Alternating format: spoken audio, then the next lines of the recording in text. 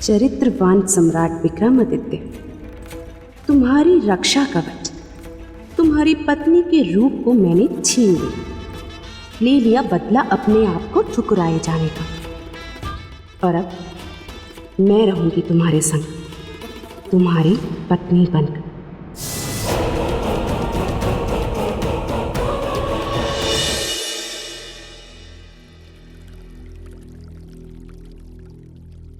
बेताल, चौंक गए ना राजन। देवी, आगे की कथा मैं सुनाता हूं। तो राजन, अब देखना यह है कि कैसे महाचतुर चिड़िया प्रियंवदा, जो रानी चित्रलेखा बन चुकी है, अपनी अगली चाल चलती है, और कैसे बेचारी गाय जैसी सीधी सादी महारानी, जो विश्वास में आकर अपना रूप प्रियंवदा को दे चुकी है, और मुसीबतों में गिरती चली जाती है।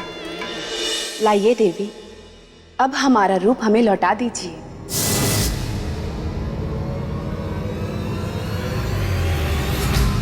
रूप और वापस? सन्यासिनी, हमने तुमसे ये रूप तुम्हें वापस करने के लिए नहीं लिया है, बल्कि तुम्हें वन वापस भेजने के लिए लिया है। जाओ, अब चली जाओ यहां से, अभी और अविलंब। देखिए देवी, ये हंसी मजाक का समय नहीं है। आपने कुछ क्षण के लिए हमारा रूप लिया था। लाइए, हमारा रूप हमें लौटा दीजिए। महारानी, ये मजाक नहीं है, बल्कि सच है, एक कड़वा सच, कि अब आप महारानी नहीं रही, बल्कि एक सन्यासिनी हैं, और हम महारानी चित्रलेखा, जिसका अधिकार सम्राट से लेकर सम्राट के राजपाट तक पर है। ये आप क्या कह रही हैं देवी? या तो आप बहरी हैं, या फिर आप प्रेम की भाषा नहीं समझती। यदि आप अपना भला चाहती हैं, तो इसी वक्त राजमहल से चले जाइए, अन्यथा हमारा शरीर हमें लौटा दीजिए देवी, अन्यथा हम सैनिकों को बुलाएंगे।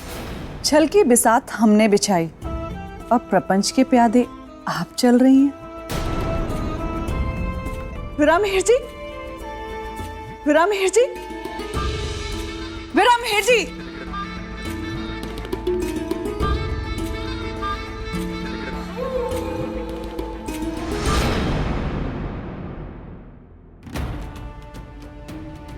हम नहीं जानते थे हम इतने बड़े छल के शिकार बन जाएंगे, परंतु हम इस छली और प्रपंची के सामने घुटने नहीं टेकेंगे। हम उससे अपना रूप वापस लेकर रहेंगे। सैनिकों, विरामहेर जी, सैनिकों, कहाँ गए सब? क्या हुआ महारानी? विरामहेर जी, उस सन्यासिनी को शीघ्र ही बाहर कर दीजिए।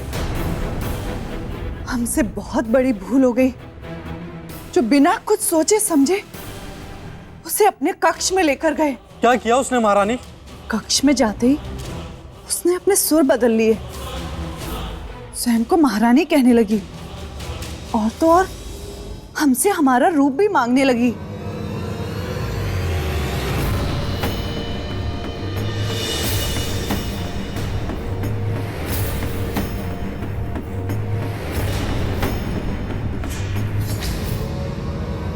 हमें हमारा रूप वापस दे घातिनी, अन्यथा हम तुम्हें जीवित नहीं छोड़ेंगे। राजदंड देंगे तुम्हें। सैनिकों, बंदी बना लो इसे।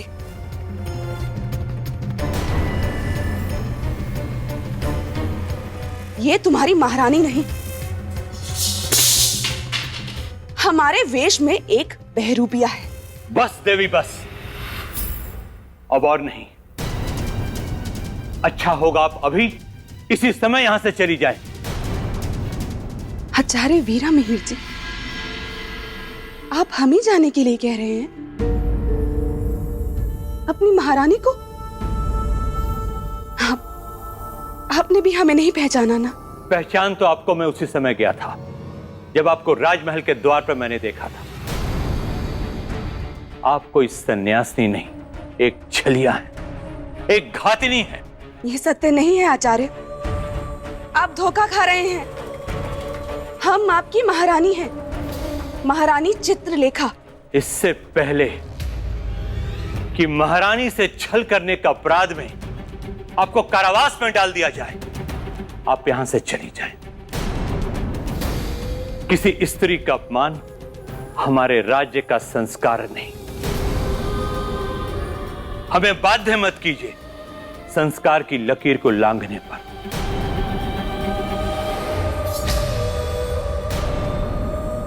पर मिहिर जी, इससे बहस मत कीजिए और इस संकट को तुरंत ही राजमहल से दूर कर दीजिए। बस कहीं नहीं जाएंगे हम। जब तक सम्राट वापस नहीं आ जाते, हम कहीं नहीं जाएंगे, ना इस राजमहल से और ना ही इस राज्य से। देवी, एक प्रश्न मेरे मन में होता है कि परीक्षा तो सम्राट विक्रमादित्य की थी, तो फिर उनकी पत्नी चित्रलेखा के साथ इस प्रकार का छल और उन्हें इस तरह पीड़ा देना कहां तक सही था? राजन, ये आपने कोई नया प्रश्न नहीं किया। यही प्रश्न इंद्रदेव ने भी ऋषिवर से किया था और उनका उत्तर था कि सम्राट विक्रमादित्य की वास्तविक परीक्षा का आरंभ अब हुआ है। हम सत्य कह रहे हैं, हम आपकी महारानी हैं, हमारा विश्वास कीजिए, हम सत्य कह रहे हैं। चरित्रवान विक्रमादित्य, पतन हो गया तुम्हारे चरित्र का, क्योंकि अब तुम्हारी पत्नी चित्रलेखा नहीं, प्रियंवदा है। अब देखती हूँ कि कैसे करते हो अपने चरित्र की रक्षा।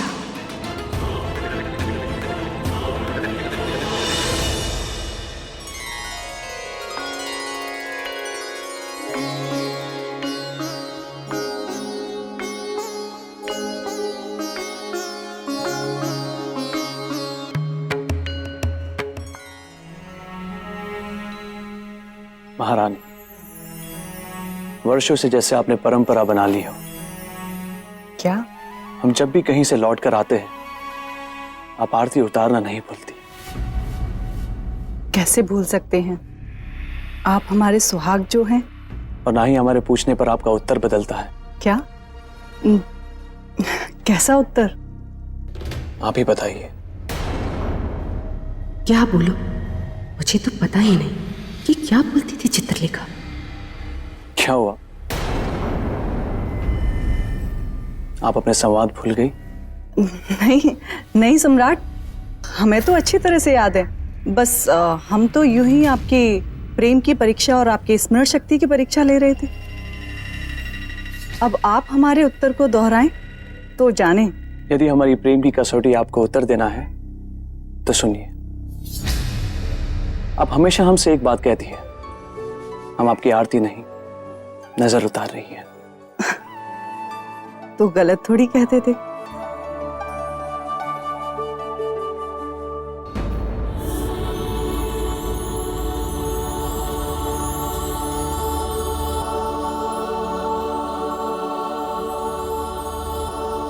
अब चलिए। महारानी,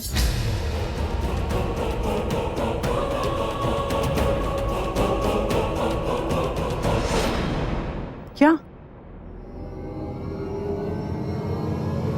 अब क्या हुआ? कुछ भूल रही हैं आप? क्या बोल रही? कहीं ऐसा ना हो कि मेरा भीख खुल जाए। चित्रलेखा को राज्य से बाहर निकालने से पहले मुझे उससे सब रीति रस्मों को पूछ लेना चाहिए था कि वह क्या क्या करती थी और कैसे कैसे करती थी। भारी भूल हो गई। अब क्या करूं?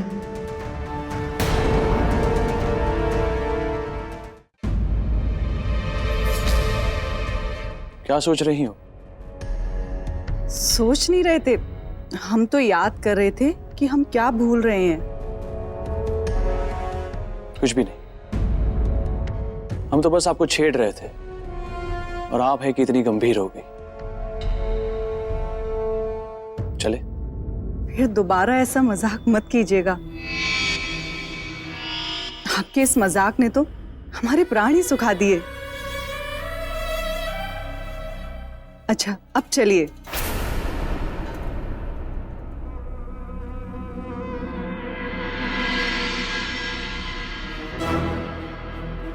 आज कुछ असामान्य सा व्यवहार है महारानी चित्रलेखा का।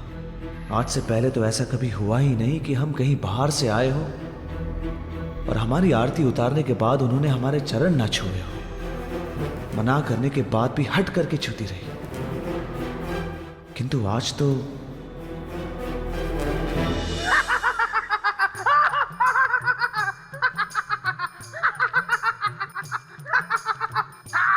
बेताल, ये क्या नया नाट्य प्रदर्शन है? नाट्य प्रदर्शन नहीं है देवी, ये तो खुशी से मेरी छाती फूल गई है, मेरा सीना चौड़ा हो गया है, क्योंकि मेरे मित्र विक्रमादित्य पर मुझे गर्व है। बताइए राजन, अगर मेरे मित्र की जगह आप होते तो क्या आप पता लगा पाते कि कुछ गड़बड़ है? नहीं नहीं नहीं नहीं, उत्तर मत दीजिए, उत्तर मुझे पता है। इसीलिए मैं आपको समझा रहा हूं कि हट छोड़ दीजिए और झट से वापस चलिए, क्योंकि ये सिंहासन आपके हाथ कभी नहीं आने वाला।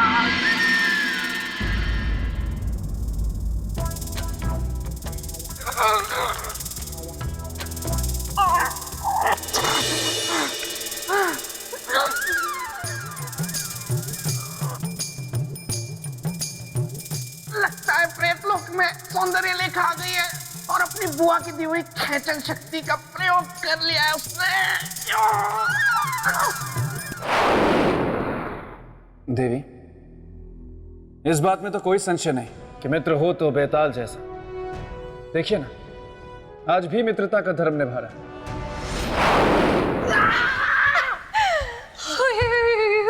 ये क्या तरीका है बेतालनी? मैं वहां पर अपने मित्र की चरित्र की कथा सुनने में लीन था और तुमने मुझे यहाँ खींच लिया। क्योंकि मैं हूँ सौंदर्य लेखा, मैंने तुमको यहाँ नहीं देखा, इसलिए तुम्हें लाया खींच। आओ करे प्रेम की बातचीत। हाँ, वाह वाह, अच्छा किया, बहुत अच्छा किया सौंदर्य लेखा जो तुम यहाँ खुद आ गई, वरना मैं ही तुम्हें बुलाने वाला था। सच? क्या तुम्हारे मन में मेरी यादों के रसगुल्ले पक रहे थे जो तुम मेरी राह से तक रहे थे? नहीं नहीं, मैं तो तुम्हें ये बताने के लिए यहाँ बुला रहा था कि मैंने विवाह करने का इरादा कर लिया है। सच? और तो और, विवाह के पश्चात मैं घर बेताल बन के अपने ससुराल में ही रहने वाला हूँ। अब ये पूछोगी नहीं कि वो बेतालनी कौन है? उसमें पूछना क्या है? सौंदर्य लेखा यानी कि मैं। नहीं नहीं, तुम नहीं, उसका नाम है कमल चक्षुनी, जिससे मेरा विवाह होने जा रहा है। देखो, क्या नाम है तुम्हारा? सौंदर्य लेखा। हाँ, सौंदर्य लेखा। मुझे पता है तुम्हारा दिल टूटा होगा, लेकिन मैं क्या करूं? अब तुम ऐसा करो कि सबसे पहले यहाँ आना बंद करो, क्योंकि कल ही मैं यहाँ से अपना ये पेड़ और बाकी सब सामान बटोर के यहाँ से हमेशा के लिए चला जाऊंगा।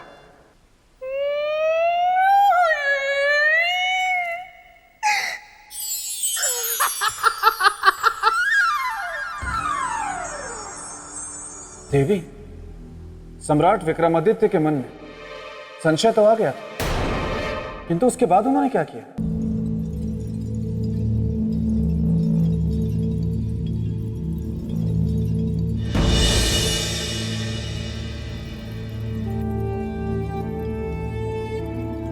क्या बात है महारानी, आज आपका मन बड़ा शांत लग रहा है।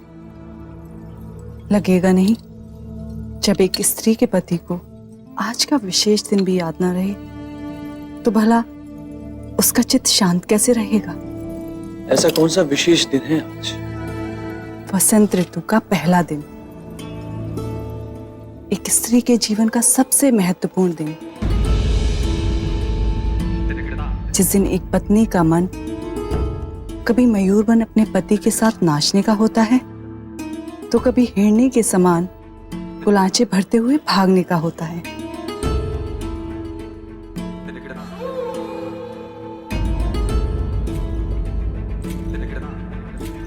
और एक आप हैं। आज के दिन एक स्त्री अपने पति के अंक में समाकर सारे संसार के सुखों को पाना चाहती है, इसलिए आज हमने स्वयं अपने हाथों से आपका श्रृंगार करने का निर्णय लिया है। और अपने जीवन में वसंत ऋतु के स्वागत का निश्चय।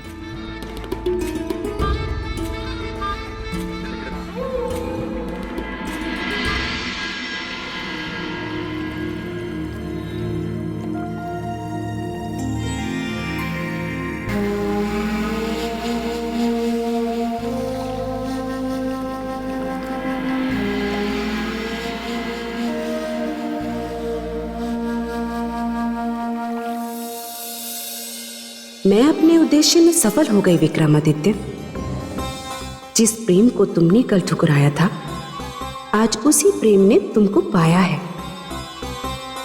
अब जीते रहोगे अपनी चित्रलेखा के भ्रम में, और जिस दिन भ्रम टूटेगा, तुम चरित्र के पर्वत की ऊंचाई से बहुत नीचे गहरी खाई में गिर चुके होंगे। यह है एक सुंदर स्त्री के प्रेम निवेदन को ठुकराने का बदला।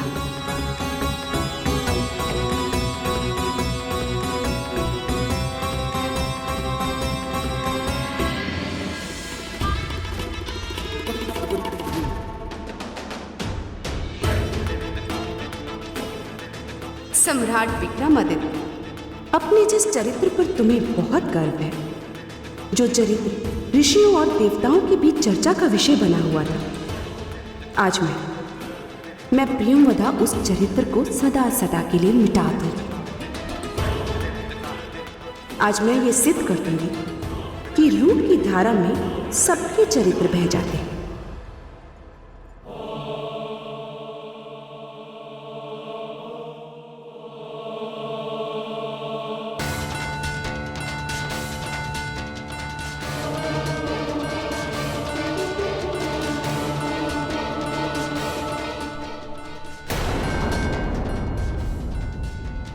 ऐसा क्यों लग रहा है कि ये महारानी चित्रलेखा नहीं, कोई और है?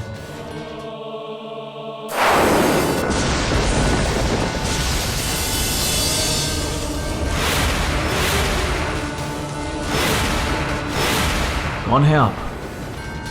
आपकी पत्नी चित्रलेखा सम्राट। नहीं, झूठ बोल रही हैं आप। आप हमारी पत्नी नहीं है। बताइए हमें, कौन है आप?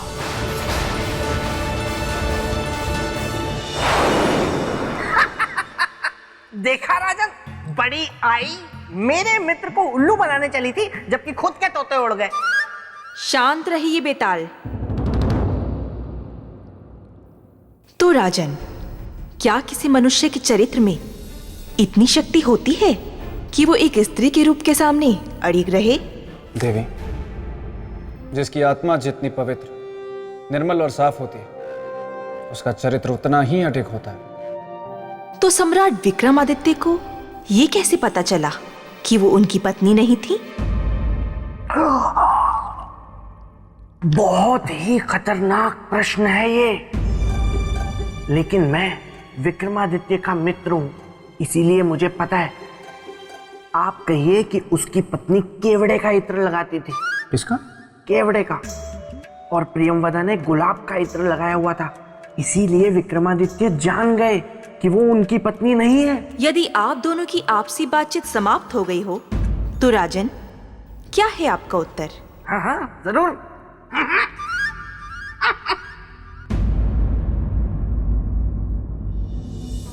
देवी, स्पर्श से। स्पर्श से? हाँ देवी। किसी को पहचानने की ये कैसी विधि है राजन? प्रेम मन से मन का मेल, स्पर्श का नहीं। इसीलिए जब प्रियंवदा ने सम्राट विक्रमादित्य को स्पर्श किया, तो सम्राट विक्रमादित्य के मन ने उस स्पर्श को स्वीकार नहीं किया। अपने मन की आंखों से देखने वाले और अपनी आत्मा की आवाज सुनने वाले को भला कौन धोखा दे सकता है देवी?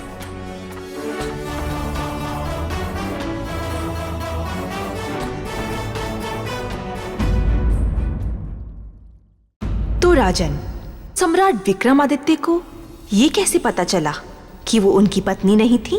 प्रेम मन से मन का मेल, स्पर्श का नहीं। इसीलिए जब प्रियंवदा ने सम्राट विक्रमादित्य को स्पर्श किया, तो सम्राट विक्रमादित्य के मन ने उस स्पर्श को स्वीकार नहीं किया। अपने मन की आंखों से देखने वाले और अपनी आत्मा की आवाज सुनने वाले को भला कौन धोखा दे सकता है देवी? ये क्या उत्तर है?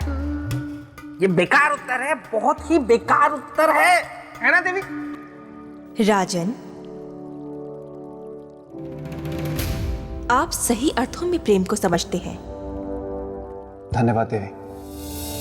अच्छा देवी, आगे क्या हुआ?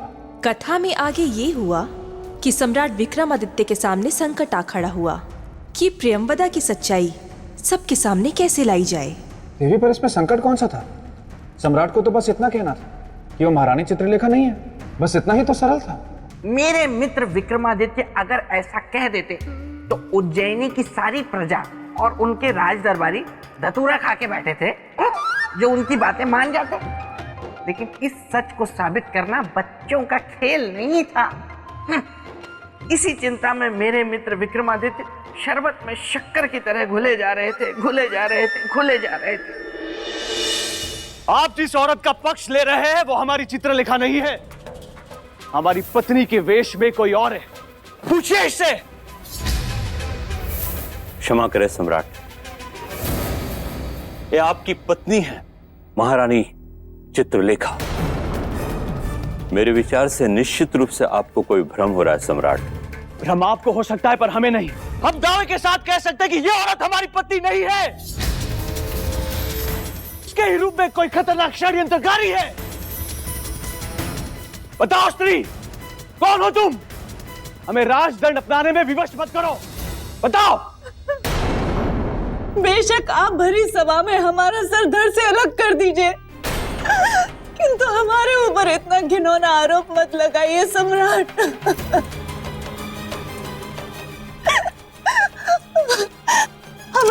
हमें तिरस्कार और संशय के घाव मत दीजिए सम्राट। घाव तो फिर भी समय के साथ भर जाते हैं, परंतु पति पत्नी के रिश्ते में निष्ठा और ईमानदारी ये आवश्यक है। हमें भ्रमित करने का प्रयास मत करो स्त्री। सम्राट, यदि आप मेरी बात माने तो मैं आपसे कुछ कहूं। अवश्य कहिए। सम्राट, भ्रम को त्याग दीजिए, क्योंकि आप जो कह रहे हैं वो किसी भी दृष्टिकोण से संभव ही नहीं है कि महारानी के स्थान पर हूबहू महारानी बनकर कोई और आ जाए।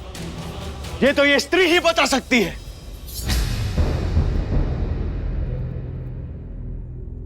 देवी, हम आपसे विनती करते हैं, कृपया सत्य बता दो कि तुम कौन हो। आप सत्य जानना चाहते हैं? हाँ। तो सुनिए, सच ये है कि अब आपका मन बदल गया है, आपका चरित्र बदल गया है। अब आप हमारे स्थान पर किसी और स्त्री को उज्जैनी की महारानी बनाना चाहते हैं।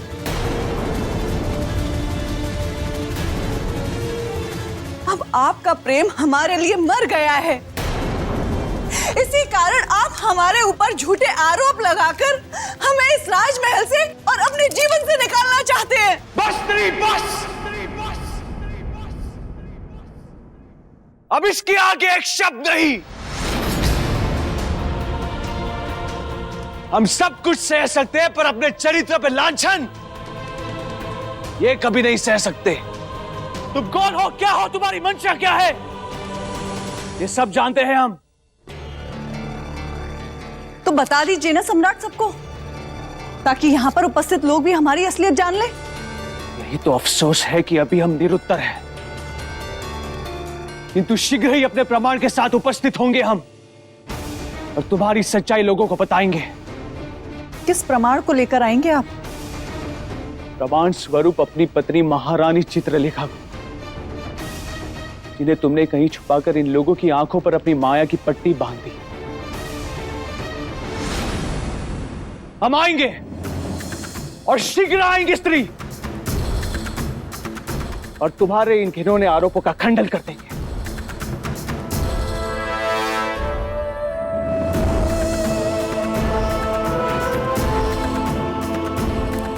सम्राट, रुक जाइए सम्राट।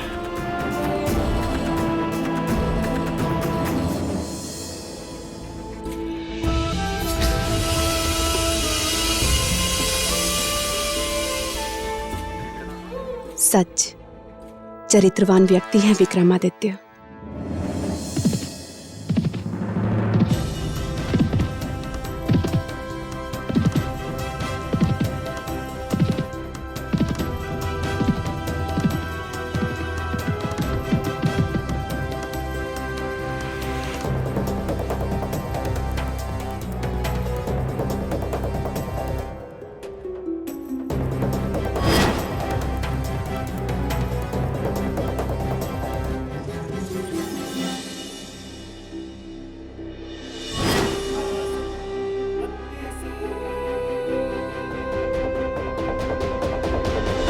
तो क्या लगता है आपको राजन, क्या बिना किसी सूत्र के सम्राट विक्रमादित्य महारानी चित्रलेखा को ढूंढ पाए होंगे? अरे मेरे मित्र तो इतने प्रतापी थे कि श्रीमान राजा भोज। देवी, देखा आपने राजा भोज की स्मरण शक्ति कितनी क्षीण हो गई है। नाम इनका राजा भोज है और मुझे पुकार रहे हैं राजा भोज। नहीं श्रीमान बेताल, लेकिन देवी ने प्रश्न किया राजा भोज से और उत्तर दे रहे हैं आप, तो मुझे लगा कि राजा भोज शायद आप ही का नाम। क्यों, मैंने कुछ गलत तो नहीं कहा श्रीमान बेताल? हाँ, मैं समझ गया। व्यंग्य के बाण मुझ पर मत छोड़िए राजा भोज। मैं हूँ शक्ति सुरमा, बना देता हूँ चूरमा। देवी क्षमा चाहता हूँ, इस वक्त मुझे अत्यंत आवश्यक कार्य आन पड़ा है, मुझे जाना होगा। लेकिन राजा भोज, मैं इस वक्त जा जरूर रहा हूं, लेकिन ये समझने की भूल मत कीजिएगा कि मैं वापस नहीं लौटूंगा। मैं लौटूंगा क्योंकि मैं हूं बेताल। और आप गले नहीं देते हैं किसी की दाल, सही कह रहा हूं ना?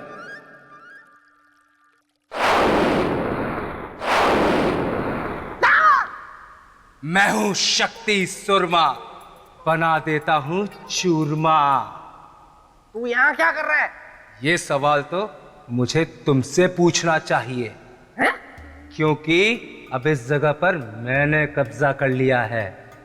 कब्जा? लेकिन मैं यहाँ रह रहा हूँ। ये देखो, ये सब मेरा सामान पड़ा हुआ है। तुम्हारा विवाह तो किसी कमल चक्षुनी नाम की बेतालनी से तय हुआ है ना, और तुम घर बेताल बन के अपने ससुराल भी रहने जा रहे हो। ये बात बोली मुझसे मेरी बहन, सुन के नहीं हुआ मुझसे सहन। मैंने तो मजाक किया था, आप तो सच मान गए। जीजा साले का रिश्ता, हंसी मजाक ठिठोली। बंद करो ये बकवास। इस तरह बेवकूफ तुम मुझे पहले भी बना चुके हो। एक दिन का समय देता हूं, चुपचाप भाग जाओ यहां से, वरना मैं हूं शक्ति सुरमा, बना दूंगा तुम्हारा चूरमा। ये क्या मुसीबत मोल ले ली मैंने। अब मस्तिष्क कुमार ही इसका हल भी निकालेगा।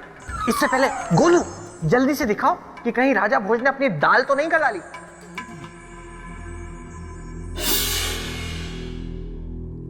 देवी, सम्राट विक्रमादित्य तो निकल गए महारानी चित्रलेखा को लाने, लेकिन प्रियंवदा ने क्या किया होगा? क्योंकि उसे तो पता था कि यदि सम्राट महारानी को ले आए तो उसकी असलियत खुल जाएगी। राजन, प्रेमवदा वहां से निकलकर सीधा पहुंची दुर्वासा ऋषि के पास। विक्रमादित्य, ये दुर्वासा की परीक्षा है और तुम इस परीक्षा में कदापि सफल नहीं हो सकते, कदापि नहीं। किंतु वे आपकी हर परीक्षा में सफल हुए ऋषिवर। क्या? प्रियंवदा, तुम्हें तो मैंने उज्जैनी भेजा था। सम्राट विक्रमादित्य की परीक्षा लेने। हाँ, मैंने उनकी परीक्षा ली वहां जाकर ऋषिवर, किंतु वे मेरी हर परीक्षा में सफल हुए और मैं हार गई। ऋषिवर, सम्राट विक्रमादित्य इकलौते चरित्रवान पुरुष हैं इस संसार में। मैं आपसे अनुरोध करती हूँ कि कृपया आप अपनी यह परीक्षा समाप्त कर। बस प्रियंवदा, बस। तुम्हारे कथन अनुसार यदि विक्रमादित्य तुम्हारी परीक्षा में सफल हुआ है तो तुमने उससे भावनाओं के आधार पर परीक्षा ली है, किंतु अब अटल सत्य के आधार पर तुम्हें परीक्षा लेनी है। वो कैसे? जीवन और चरित्र को मृत्यु की कसौटी पर कसकर। नहीं ऋषिवर, हमसे ये नहीं होगा। इस परीक्षा में तो दुष्परिणाम की संभावना है। तो ठीक है, ऐसा श्राप दूंगा कि जन्म जन्मांतर तक चरित्रहीन बनकर जीने पर विवश हो जाओगी।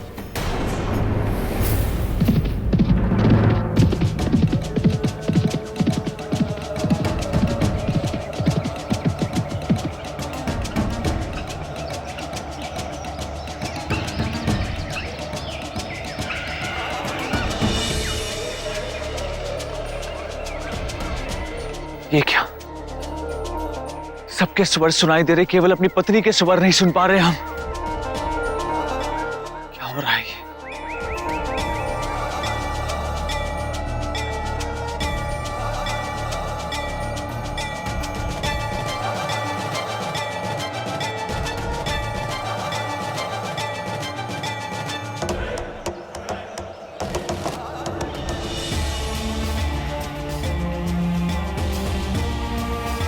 महारानी चित्रलेखा, कुछ बोलिए ताकि हम आपको सुन सकें।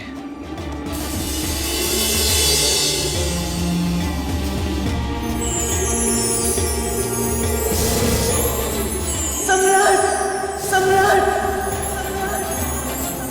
सम्राट, सम्राट।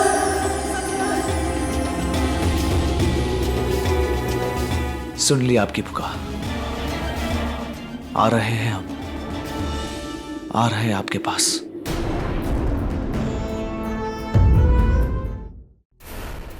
सम्राट विक्रमादित्य ने मन से मन के तार जोड़कर महारानी चित्रलेखा की आवाज तो सुन ली,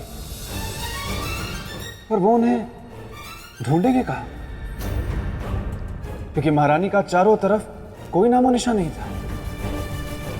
राजन, जिन सम्राट विक्रमादित्य ने महारानी के मन से मन की तार जोड़कर उनकी आवाज सुन ली थी, उनके लिए उन्हें ढूंढना कोई कठिन कार्य नहीं था। बिल्कुल कठिन कार्य नहीं था। देवी ने एकदम सत्य कहा, लेकिन राजा भोज को धेला समझ में नहीं आ रहा था कि वो किससे मुकाबला करने चले। मुकाबले से याद आया कि मुझे भी तो शक्ति सूरमा का मुकाबला करना है, और ये मस्तिष्क कुमार भी अब तक नहीं आया। पता नहीं कहां जीवित हो गया। माँ से मस्तिष्क कुमार आ गया बस बेताल।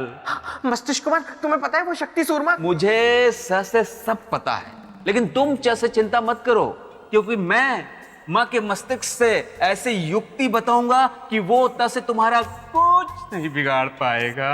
तो जल्दी बताओ ना युक्ति। Chip chip chip chip chip. वहां मित्र, तुम्हें कैसे पता कि मुझे बहुत भूख लगी हुई है? अब बताओ मित्र, युक्ति क्या है? युक्ति ये थी कि बित्ता केला अगर शक्ति सुरमा को खिला दो तो वो बित्ते भर का हो जाएगा, फिर वो तुमसे मां से मुकाबला नहीं कर पाएगा। बित्ता केला क्या है? बित्ता केला वो केला होता है जिसे जो भी खा ले बित्ते भर का हो जाता है, जिसे तुम खा गए। मस्तिष्क कुमार, ये क्या कर दिया? अरे वो शक्ति सूरमा मुझे कुचल के चला जाएगा। इसका तोड़ क्या है? इसका तोड़ अभी ढूंढा जा रहा है। मां से मिलते ही मैं आ जाऊंगा और तुम्हें स से सही कर दूंगा। मस्तिष्क कुमार। गोलू, अब गोलू मैं कैसे देखूंगा मैं?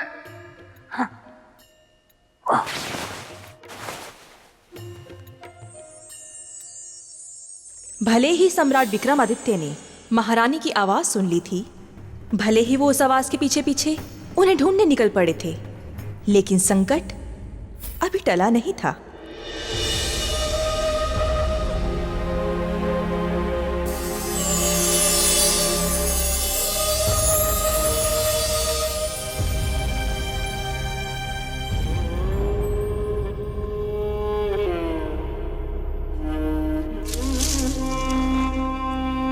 सम्राट, सम्राट आप कहाँ? सम्राट, सम्राट,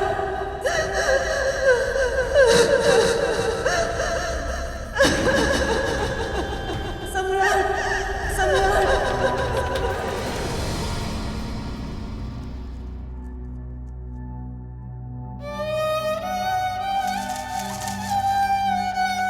सांस के बिना शरीर का क्या मोल प्रभु। इसलिए जीवन का अंत ही अंतिम विकल्प है। जब हमारे जीवन में सम्राट ही नहीं रहे तो हम जीवित रहकर क्या करेंगे?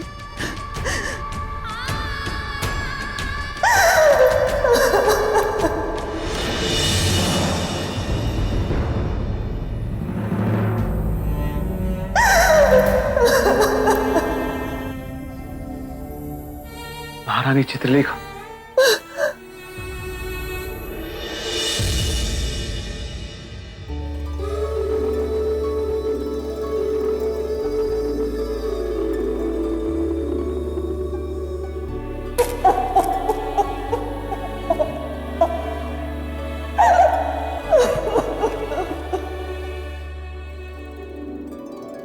आंसू पूछिए। हम आ गए। आंसू पूछिए। आपने उस स्त्री को पहचान लिया महाराज?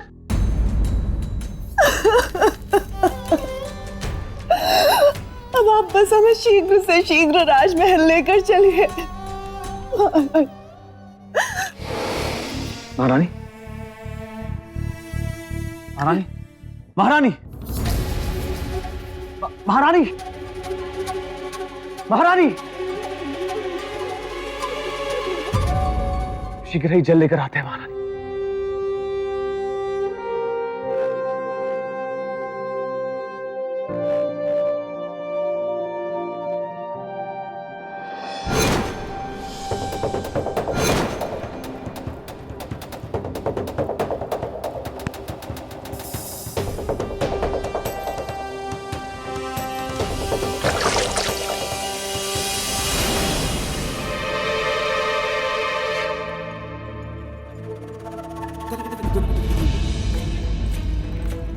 सम्राट, आप अपनी पत्नी को देखकर चौंक क्यों गए?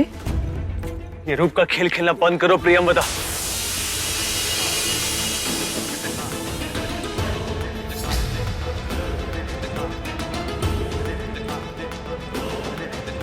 ये रूप का खेल नहीं है राजन, प्रेम निवेदन है जो कभी भी निष्कर्ष तक नहीं पहुंचेगा। ये कोशिश बेकार है प्रियंवदा, चली जाए यहां से।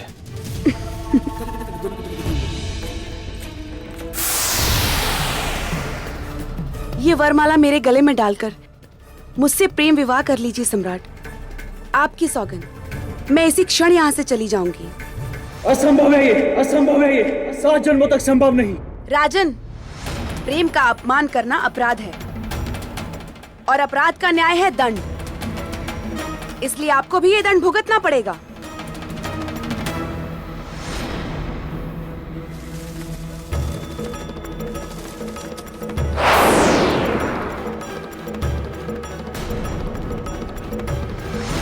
ये चंदन की माला है,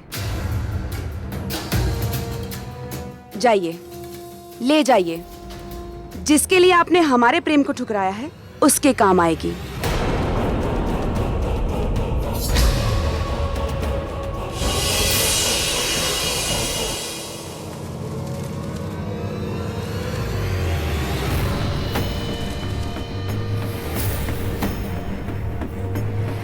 हम महारानी को कुछ नहीं होने देंगे।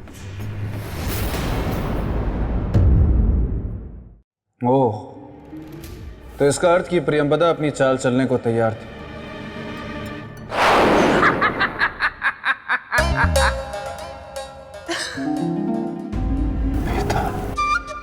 कोई कितने भी कद्दू में तीर क्यों ना मार ले, मेरे मित्र विक्रमादित्य से जीतना असंभव था। बेताल,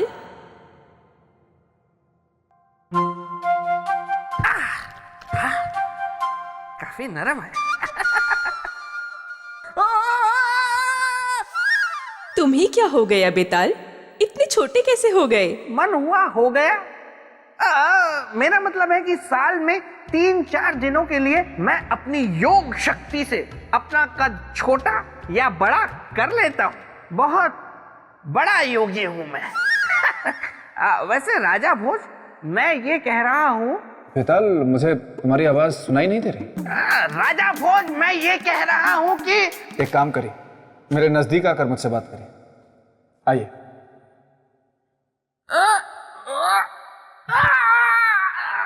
बड़े पथरीले हाथ है, दूध मलाई लगाया करो। राजा भोज, संभाल कर, मैं गिर जाऊंगा। आप बताइए, क्या कह रहे थे आप? राजन, अगर आप मेरे मित्र के सिंहासन को पाने का विचार त्याग दें तो मैं आपको योग शक्ति सिखा सकता हूं। फिर आप भी मेरी तरह अपना कद छोटा या बड़ा कर सकते हैं। नहीं नहीं श्रीमान, धीरे धीरे बोलिए, मैं काफी नजदीक हूं आपके। नहीं श्रीमान बेताल, मैं आप जैसा योगी, आप जैसा पराक्रमी, आप जैसा शूरवीर बन ही नहीं सकता। वो तो है। मैं तो एक साधारण मनुष्य हूं और मुझे साधारण मनुष्य ही रहने दीजिए। तो कंधे पे क्यों बिठा रखा है? नीचे उतारिए। आइए। पथरीला हाथ।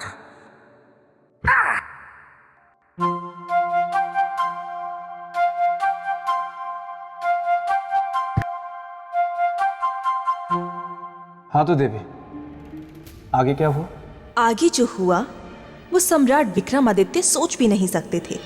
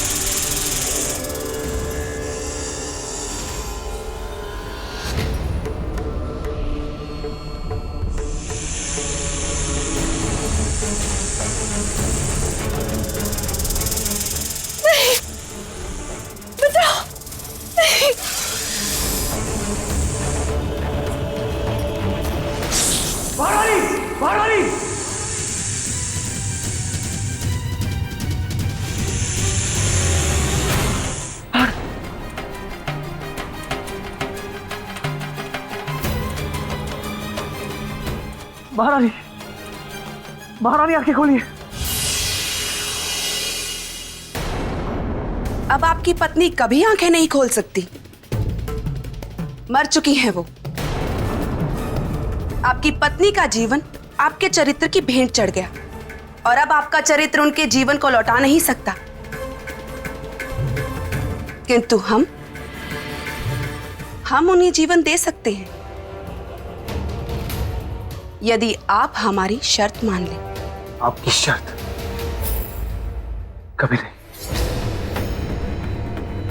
जीवित की अमृत, हमारी पत्नी ही हमारे लिए सब कुछ है। हमारा जीवन, हमारा प्रेम, हमारा चरित्र, सब कुछ। ऐसा प्रेम, ऐसा जीवन, ऐसा चरित्र किस काम का राजन, जो अपना आधा अंग कही जाने वाली पत्नी के प्राणों की रक्षा भी ना कर सके। सच, ऐसा जीवन किसी काम का नहीं। इसीलिए हमारी पत्नी के जीवन के साथ हम अपना जीवन भी त्याग कर देंगे, परंतु किसी भी कीमत पर चरित्रहीन जीवन नहीं जिएंगे। किसी भी परिस्थिति में नहीं और कभी भी नहीं।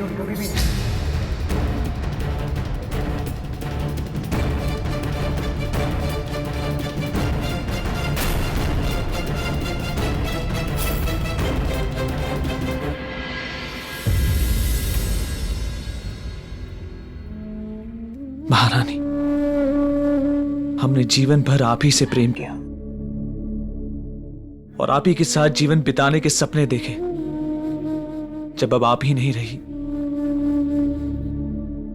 तो हमारे इस जीवन का कोई अर्थ नहीं। हम योग शक्ति के द्वारा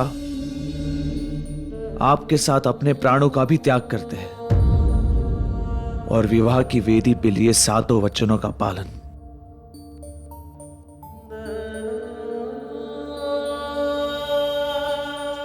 ओम ओम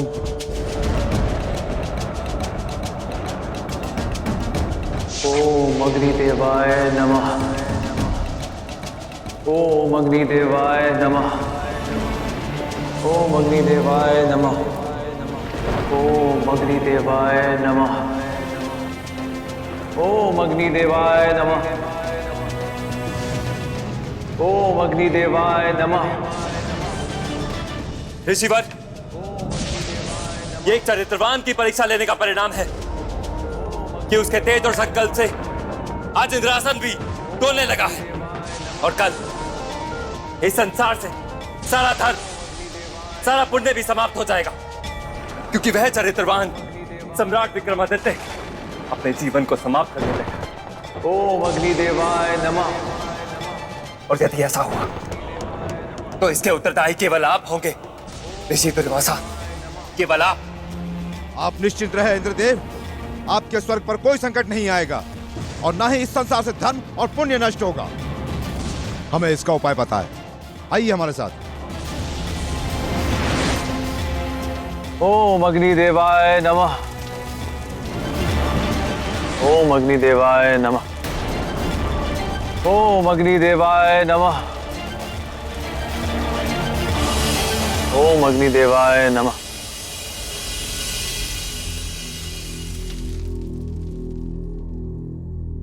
आंखें खोलिए राजन।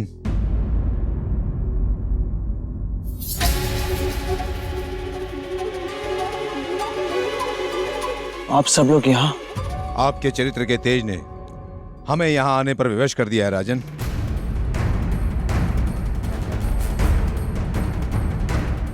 हम क्षमा चाहते हैं। नहीं राजन, क्षमा आप नहीं, क्षमा तो हम आपसे मांगेंगे। आप? मुझे क्षमा कर दीजिए राजन, क्योंकि ना चाहते हुए भी मुझे ऋषि दुर्वासा के आदेश पर आपके चरित्र की परीक्षा लेने आना पड़ा। परीक्षा? हाँ राजन, पर हम आपसे हार गए। किंतु इस परीक्षा में हम भी तो पराजित हो गए। नहीं राजन, आप पराजित नहीं हुए। कैसे पराजित नहीं हुए? परीक्षा हमारी ली जा रही थी, परंतु दंड?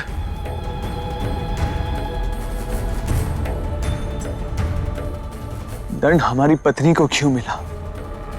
ऐसा नहीं है राजन, इन्हें पुनः देखिए।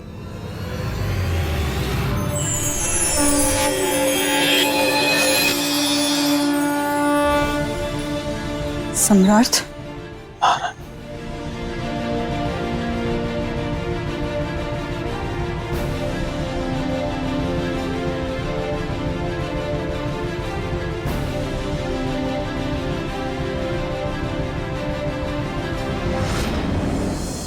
तो बताइए ऋषिवर, क्या विचार है आपका सम्राट विक्रमादित्य के संबंध?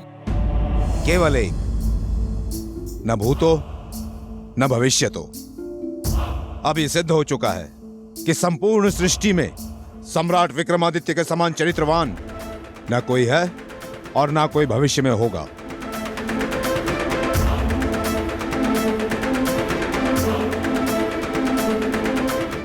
राजा भोज, राजा भोज। बोलिए श्रीमान बेताल। देखा राजन, मेरे मित्र विक्रमादित्य का चरित्र? हाँ? है कोई ऐसा पूरी दुनिया में जो मेरे मित्र के चरित्र का मुकाबला कर सके? और एक आप हैं, चले हैं मेरे मित्र के सिंहासन को हासिल करने। बेताल, मैं सिंहासन को अपने लिए नहीं, अपनी प्रजा के हित के लिए प्राप्त करना चाहता हूं। अच्छा। किंतु राजन, सम्राट विक्रमादित्य के इस सिंहासन बत्तीसी के धारण करने से पहले एक बार स्वयं को चरित्र के तराजू में तोलकर देख लीजिए कि आप उनके समान चरित्रवान हैं भी या नहीं। अरे देवी, कहा मेरे मित्र विक्रमादित्य का चरित्र गंगा जल की तरह पवित्र, पावन, उज्जवल, शीतल, निर्मल। बेताल। क्षमा देवी, क्षमा। तो राजन, इस सिंहासन को प्राप्त करने का सोचने से पहले एक बार अपने चरित्र को तराजू में तोल कर देख लीजिए।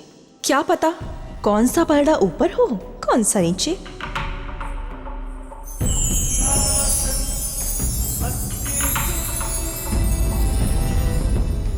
राजन,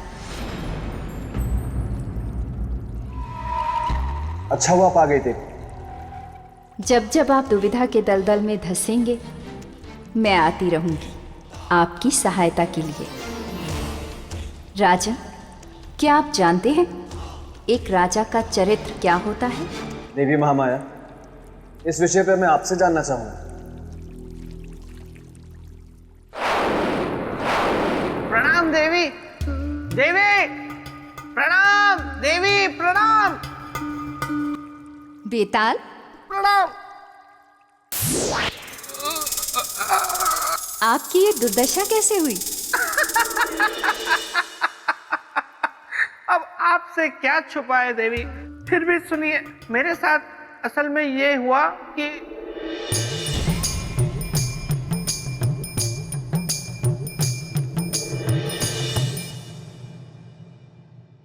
देवी, आप ही मेरी सहायता कर सकती है। कृपया मेरी सहायता कीजिए ना। मैं सहायता करूंगी, लेकिन तुम्हें एक वचन देना होगा। तुम यहाँ से प्रेत लोक वापस चले जाओगे। हाँ, मैं वचन देता हूँ, मैं चुपचाप प्रेत भूमि वापस चला जाऊंगा।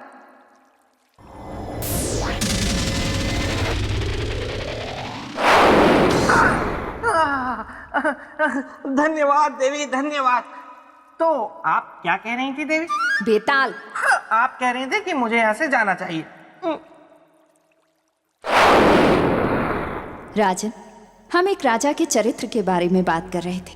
जी देवी, इस विषय में मैं आपसे जानना चाहता हूँ। मापदंड होता है पूरे राज्य का, पूरी प्रजा के चरित्र का। यदि राजा चरित्रवान हो तो उसके राज्य की प्रजा भी चरित्रवान होगी। और किसी भी देश की गौरव गाथा के लिए सबसे पहले राजा का चरित्रवान होना आवश्यक होता है।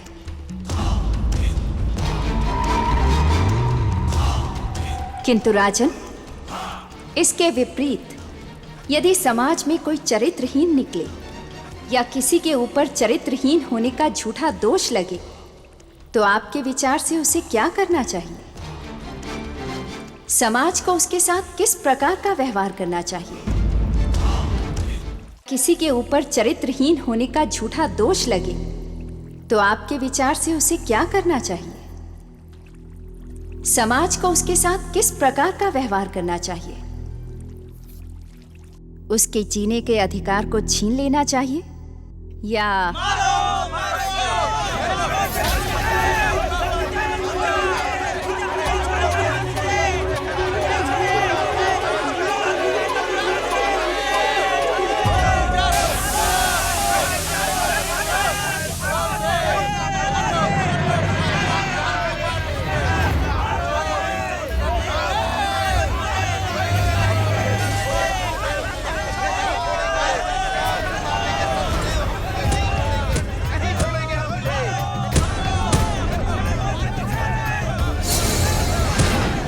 ये लोग तो इस बालक को मार डालेंगे।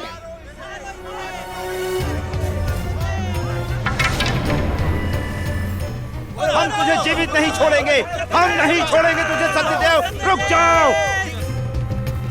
नहीं, मुझे छोड़ दो, मुझ पर दया करो, मुझे छोड़ दो, मुझे छोड़ दो। जिसके कुल का पता ना गोत्र का, तुझे मैं छोड़ दूं? सत्यदेव, तुझे इस समाज में जीने का कोई अधिकार नहीं।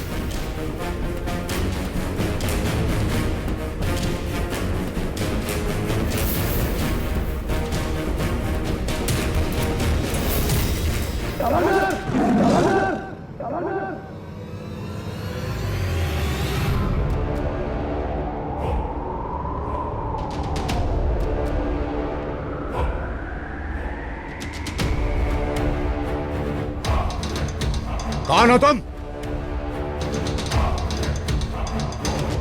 चले जाओ यहां से। आखिर हो कौन तुम? एक मानव, और मानव धर्म के अनुसार मैं आपसे एक प्रश्न पूछना चाहता हूँ। इस बालक को क्यों मारना चाहते हैं? धर्म सभा ने निर्णय लिया है इस बच्चे को मारने का। धर्म सभा के अनुसार ये घातक है हमारे समाज के लिए। ईश्वर पुत्र और घातक? हाँ, क्योंकि इसका कोई कुल नहीं है। ना तो इसका कोई पितृकुल है, ना गोत्र है, ना धर्म है। ऐसे व्यक्ति के जीवित रहने से समाज दूषित हो जाएगा। इसलिए इस बालक का मरना जरूरी है। मारना मानवता नहीं है, इसलिए मैं मानवता के मार्ग से नहीं हटूंगा। यह अधर्म है, पाप है। पाप और पुण्य की बातें मत करो अजनबी, हट जाओ हमारे मार्ग से, अन्यथा इस पापी के साथ मरने के लिए तू तैयार हो जा। खबरदार, जो आगे बढ़े। चले जाओ वरना तुम्हारी भी हत्या कर दी जाएगी।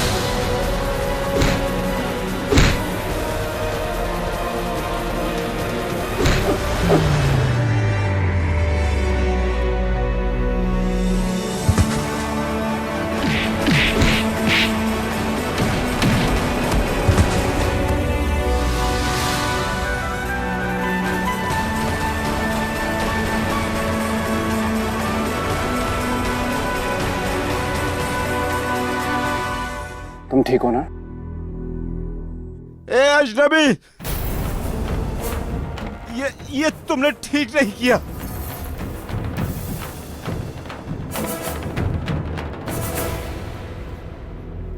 तुम चिंता मत करो, मैं हूं। हाँ।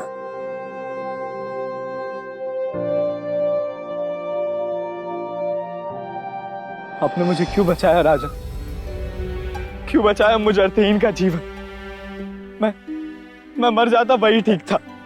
ऐसा नहीं कहते बालक, तुम पहले शांत हो जाओ और मुझे विस्तार में बताओ कि ये आखिर बात क्या है? बात बस इतनी सी है कि मैं शिक्षा ग्रहण करना चाहता हूँ कि कोई भी ऋषि मुझे अपना शिष्य बनाने के लिए तैयार नहीं है। और कोई ऋषि तुम्हें अपना शिष्य क्यों नहीं बनाना चाहता? क्योंकि सब मुझसे पहले गोत्र और कुल पूछते हैं, मेरे पिता का नाम पूछते हैं। तो इसमें कौन सी कठिनाई है? पर मैं ये नहीं जानता कि मेरे पिता कौन है। मेरी माँ ने मुझे बताया कि मेरे कोई पिता नहीं, जिनके कारण मेरा कोई कुल नहीं, मेरा कोई गोत्र नहीं, और जब ये दोनों नहीं है तो मेरा कोई चरित्र भी नहीं है। और इस समाज में उन्हें ही जीने का अधिकार है जिनके पास उनका कुल हो, उनका गोत्र हो। और ऐसा इसलिए कि समाज ने ऐसा नियम बना दिया है और समाज नियम से बंधा है। लेकिन फिर भी मैं तुम्हें विश्वास दिलाता हूं कि तुम समाज के इस नियम की कसौटी पर खरे उतरोगे। मैं ढूंढूंगा तुम्हारे पिता को